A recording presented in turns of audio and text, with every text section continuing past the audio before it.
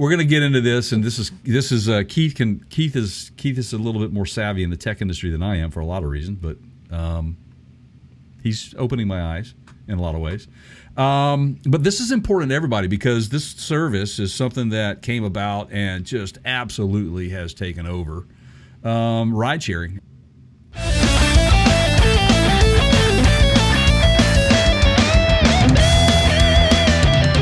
Uber, who I've become a fan of recently, and Keith will tell you I'm old school, man, and I was basically put in a position where I had no choice to download the Uber app and give my information because where we were at a trade show just does not have any cabs. It was interesting. It was all Uber. That was at PRI last year. Remember that? Yeah. And then so my first I've been in Uber rides, me not being the one paying for the Uber ride, but I've been in. Yeah, it was me. Yeah, right. Yeah. Well, and we did the whole, like in Vegas where we wanted to try out the self-driving thing, and and then we're like, no cameras, and we were like, okay, that's like, telling the coyote not to shit no dynamite or whatever. Right, exactly, exactly.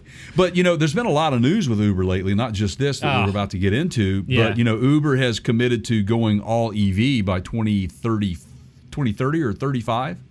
Yeah. And they basically said that if you don't have an electric vehicle, then you're not going to work for us anymore. Well, and honestly, we've seen a lot of stories from the drivers that say they've switched to EV because it's cheaper to operate. Like, just forget about personal convenience, personal preference, whether you want internal combustion or electric or whatever.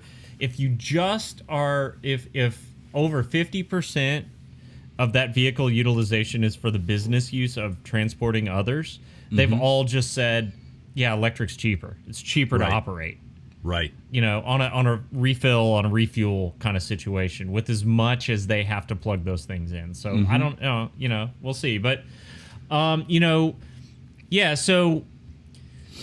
I have sort of an interesting history with Uber. I actually, in a previous job, worked with, it was a startup, and it was actually the place that I left to go be a part of a startup right after you and I worked together. I don't want to say the name, but there was a guy that I worked with there, and he was younger. He later went on to work for Uber.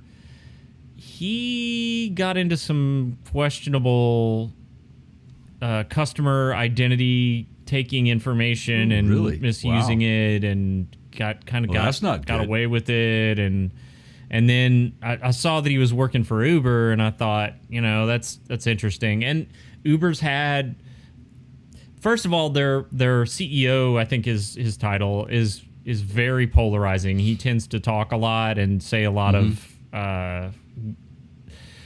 you're either going to love him or hate him, right? It's a very strong, it's kind of like an Elon Musk in that sense. Right. But they've been called out for things in the past, like, it was revealed that this was 5 years ago, when you would pay for an Uber, over 50% of the cost of operating that trip was paid for by venture capitalists. So they weren't charging the riders as much as it took to cover the entire cost, and that sort of leaked out. And then there was the whole harassment issue with kind of some misogynistic behavior. It's just not, they don't have a good track record. Right. So now we have the situation where a teen hacker has basically accessed everything. Yep. 18 years old. He managed to get into all of Uber's internal systems, including source code, internal internet, and email networks, as well as the company's Slack communications channels. So for those of you that aren't familiar with Slack is basically Microsoft Teams is modeled to a larger extent after Slack. Slack got there first. Like many things that Microsoft does, it was a Me Too move. And Slack became wildly popular. I think at that point, Microsoft took a look at it and said, we have the market saturation in the workforce. We could do a product similar to this and make it our own. So when you're talking about a product like Slack, you can store files, you can share files, you can obviously it's messaging and calls and chat. virtual meetings, that sort of stuff. All kinds of documents can be passed around inside of that Slack environment. Right. That's when you get that deep into it, you're good at hacking. And I think that some of the comments that were made, he's basically trying to hone his hacking skills. Yep. Was part of the reason for him doing this. He said that the teenager even posted an explicit image on an internal information page meant for employees and put up messages demanding higher pay for drivers. Yeah, doing it for the man. So, yeah. First of all, this is an 18-year-old, so if he could be prosecuted as an adult. He better be careful, yes. I will say that, and there probably will be legal ramifications if he did damage. So as far as being able to do this, this is a really, really poor effort on Uber's part to... The fact that this guy was able to do this means they don't have the safeguards in place they should. Yeah. And in theory, that's what audits are for. But, I don't know. This says a lot about how they run their company. Right. And which worries me. Yeah. It worries me. And again, which is my appreciation to get. Well, there's a competitor, right? There's another company. Okay. And that would be Lyft. And, that's... I've actually heard Lyft drivers say that the Lyft corporate that they're better on their drivers, but I don't, But here's I was just going to say, but it's like Uber is just everywhere. Yeah. I mean, they have deals. They run a promo every month with American Express where I get the first ride, I get like $10 off or something like that. So, but here's where I really think, and I obviously having a technology background, I would always point to companies that just couldn't justify spending the funds on tech. Right. That they just didn't think it was worth it. It wasn't, you weren't on the sales team, you weren't making money for the company, right? And I get that, but the alternative is very, very risky. In this example, we see that. Right. And so this harkens back in a lot of ways, Jay. And I don't know if you know who this is. There's a guy by the name of Kevin Mitnick. Have you ever heard that name, Kevin Mitnick? It sounds familiar, but why it sounds familiar, I do not know. All right. So Kevin Mitnick in the 90s and 2000s was kind of an elitist hacker before hacking became cool. There you go. And he later went on to do some ethical hacking. But Kevin Mitnick had a famous event where he hacked Motorola. And in that event, he got access to source code for the StarTAC flip phone, which is essentially like that back then in the 90s was the iPhone of today. It was the coolest, most popular in a lot of ways. It was awesome. And you know how Kevin got access to that information? How? The same way that this 18-year-old got into Uber. He made a couple phone calls to people in the company and convinced them to give him a password. Social because hacking. He was Bob Bob in engineering down the hall, or Bob from IT, or whatever. Trick someone in the office into thinking that he was someone there. And the fact that there aren't safeguards in place to prevent that. For example, you and I use a lot of tools to do what we do, and many times we share access. So, the account's in your name or it's in my name, and I'll go, hey, man, did you just get a text message with a code in it? And you'll send it to me. Two-factor authentication. Having a password and a user ID to log in is not enough. If you also then have to, with a known trusted device, get an additional, right? I love knowing that someone's getting into something. I mean, if you can thwart your information from being stolen, not just information, but let's say they get into your bank account. That's why it is so important to put those questions into place, those secret questions, the two-part authentication. It's so very important. Keith and I have been preaching this to everyone. Keith is continuously on me about that. I'm slowly learning what works and what doesn't work. And I can tell you what doesn't work is not having a service to help you get through all that stuff. Thank you very much. Yeah, you need this stuff in place to prevent your information from being hacked into. But this, my goodness, is just, I'm blown away that such a large company that deals with so much sensitive information, and I'm talking right down to safety, what they've got built into this app for safety now, just that alone is a huge improvement over from where they started. So I mean, and potentially access self-driving data, source code, right? So anything that they're working on that potentially is not out yet or hasn't been released, he potentially had access to and has. Right. The statement that was put out on, I believe it was their Twitter account, Uber just basically says, we are currently responding to a cybersecurity incident. We're in touch with law enforcement and will post additional updates here as they become available. Did you find any updates? Yeah, so I didn't, but today I feel like is going to be the day of comments, There's just joy in the comments, right? Right. So, if I may, somebody goes, "Hey, not vague or concerning at all." Right. Another one, you should probably reset your password on your HackerOne account.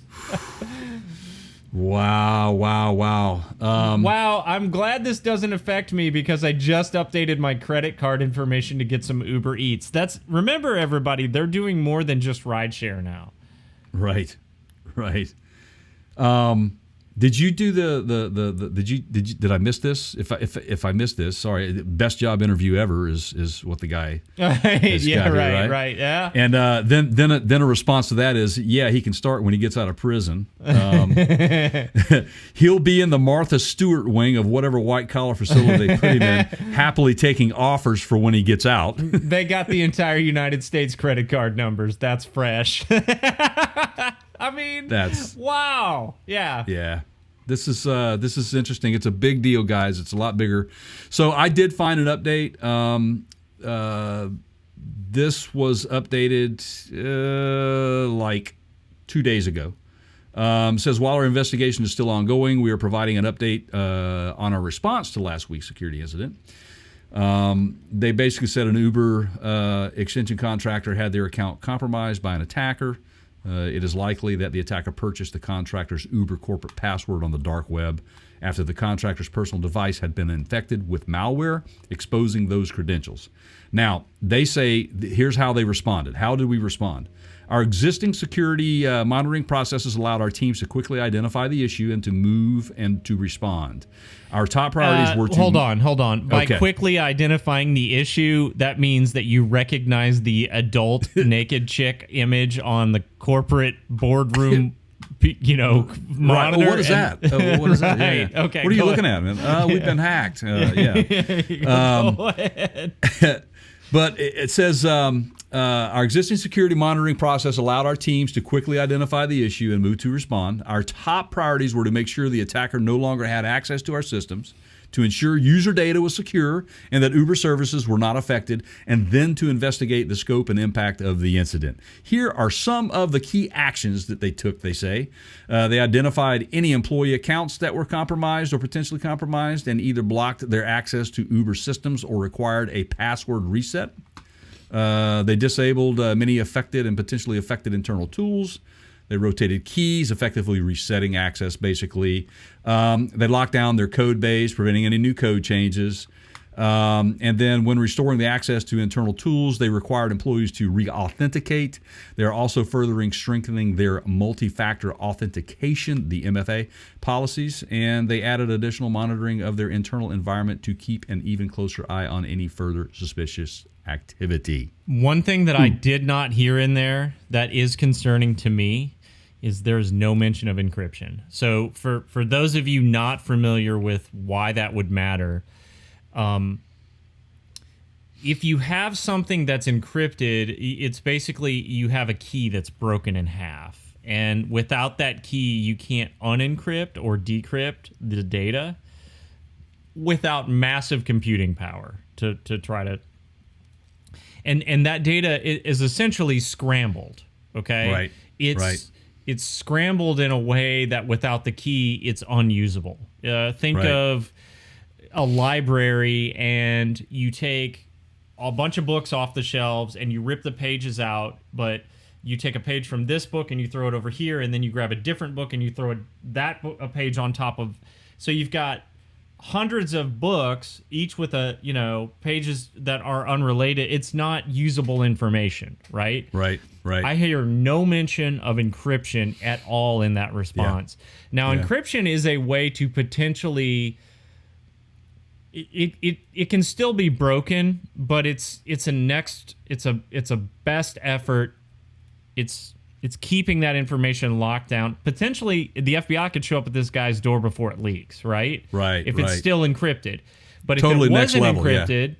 Well, it's just out there, and now he can just start selling that stuff back on the dark web. And the problem that I have here is, if it was encrypted, Uber should be telling people that, and that is definitely something that you want to use as a reassurance. Hey, they got into our database, but it's all encrypted, everybody. So right now, we don't have any reason to think that they actually got those credit card numbers. But I'm not hearing that, which is very concerning. They don't. They really don't. And I will follow up with a couple of other things that they did lay out in their basically plan to deal with this. They wanted to bring to attention who is responsible, and they say they believe that the attacker or attackers are affiliated with a hacking group called Lapsus, which has been increasingly active over the last year or so. This group typically uses similar techniques to target technology companies, and in 2022 alone has breached Microsoft, Cisco, Samsung, NVIDIA, and Okta, among others. There's also some reports over the weekend. This is like just recently. This same actor breached video game maker Rockstar Games, and that would be like Grand Theft Auto, and yeah. And they say that they are in close coordination with the FBI and U.S. Department of Justice in this matter, and will continue to support their efforts. Now, they say, where do we go from here? Simple. They're going to be working with several leading digital forensics firms as part of the investigation. They'll also take this opportunity to truly continue to strengthen their policies, practices, and technology to further protect Uber against future attacks. Now, no mention of and Uber's customers. Why wouldn't you say that? Uber and Uber's customers. Because if it's a data breach of some sorts, there's a lot of information here. A lot of sensitive personal information that Uber has. I think I got a movie script that just popped into my head. Oh, really? Yeah. I mean, I don't know who we would cast here, but you've got Marlon. Okay. Marlon's got to be in it. Marlon. You've got the rogue. Let's see. So he is a retired cybersecurity expert. Let's say he's ex-military. Marlon would fit that. Let's go Navy. That way he was in like Hawaii where they have a lot of like high security. Yeah. There you okay. Go. And he got out of the business, but there has to be a traumatic event in his past that made him walk away from it. Like he couldn't save, like there was a kid on a, elevator and somebody hacked the elevator and made it like free fall and they couldn't save the kid or something, right? And so he's just like, it was too much. He had to step out of it. And so, they have a situation now where a big, black market, black ops company is trying to hack major U.S. corporations, and they get a hold of Uber, and we have the Uber apocalypse where they're taking control of these cars. And and everybody's like, we're who going do we to call? Hollywood, man. Who do we call? And they're like, well, you call Marlon. You got to get this guy. And he called him up, and he's like, not interested. And he hangs up the phone, and he just goes back to smoking a cigar on the beach or whatever. And then, like an hour later, a helicopter lands, like he's sitting out there in his patio chair, and you see. I see where you're going with this, and I like it. And in fact, what I'm going to do is I'm going to put out a request right now. You guys know it. We've had Marlon on our podcast many times. He's a good friend and an actor. And here's what I'm going to say, Marlon, please come on the show again. Peel the layers back of this script that is coming out of Keith's head here. And let's see if we can work on this, man. Let's talk about this specific script. So stay tuned, folks. I'll reach out to Marlon, see if I can't get him on again, and we'll talk about this specifically. And I want to find out where he's at with his Mustang. So we'll see where he's at on the restoration, that rest that he was doing. So.